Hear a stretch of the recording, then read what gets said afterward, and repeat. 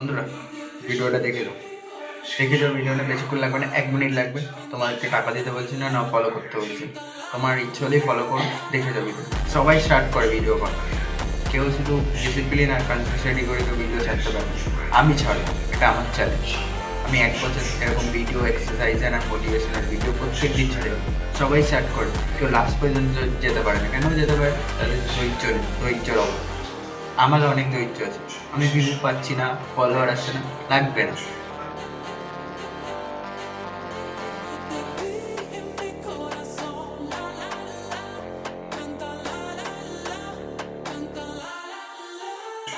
আমি ভিডিও করা ছেড়ে যাবো, হলে হবে নাহলে হবে না।